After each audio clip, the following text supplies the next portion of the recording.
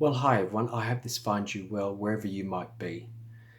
At the moment, I'm doing a series of posts on what I think are 10 of the key behaviours, traits, and skills that leaders will require in order to successfully lead in these COVID 19 times and indeed to successfully lead in a world that's increasingly VUCA, a world that is increasingly volatile, uncertain, complex, and ambiguous. Which brings me to post number 7, and that is for the absolute need for leaders to remain visionary and strategic and focus.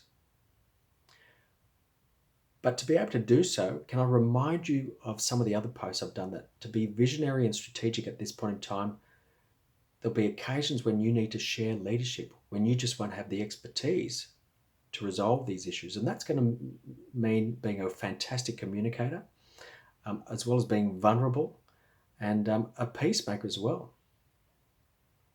And that's not going to be easy for many people, for many CEOs who have successfully got to the top and delivered amazing results based on, in the past, for many, it's been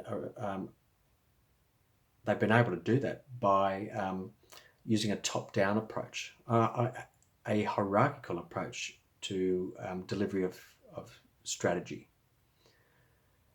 But in this situation where you're not going to have the leadership, being visionary may mean that for your organization, you'll be able to try and actively communicate and try and engage with staff by reminding people of the vision the organization has.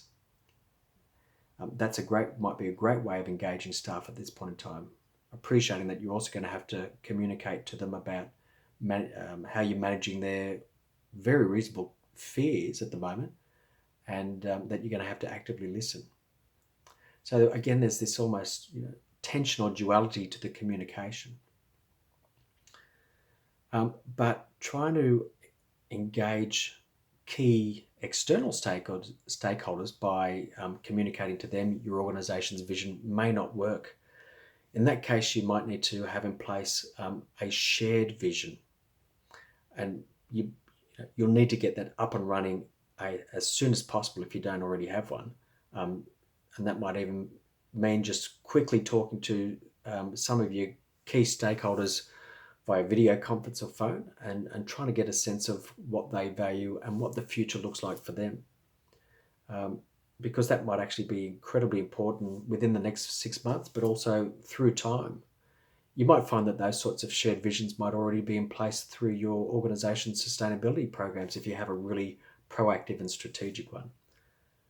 And speaking of that word strategic, I've said in some previous posts in a different series of videos that at this point in time, organizations will need to obviously try and maintain a focus on defending their position within the market. But also, in terms of being strategic, that might mean for organizations to make some very difficult choices around what strategic, say, initiatives you might have in place that previously sounded fantastic, but suddenly are being forced to be considered as perhaps nice to haves, whether you just can't do them at the moment. And that's something that organizations will need to think about throughout the levels of the hierarchy. But similarly to what I was saying about vision, that where you need to engage with external key stakeholders, try to almost impose on them the need to deliver your organization's strategy may not be a smart one at the moment. Again, you might need to try and find a way of very quickly trying to develop a shared strategy with them, or even a shared set of tactics. And when I'm talking about key external stakeholders, I'm talking about those ones in your situation who will have a very much share your interests at the moment. So if you've got any questions, please don't hesitate to contact me. But just really want to reiterate that to be visionary and strategic at this point in time, you're also going to have to actively communicate. There may be you need to collaborate and share your leadership, and that may not be comfortable, and you're going to have to accept that you'll feel really vulnerable at the moment. You'll feel really out of your comfort zone. And that means looking at focusing on and managing your own well-being too. Thank you so much for your time. I really do appreciate the feedback you've been giving me. And if you've got any questions, please don't hesitate to even email me at david.ross@phoenixstrategic.com.au. Take care, everyone.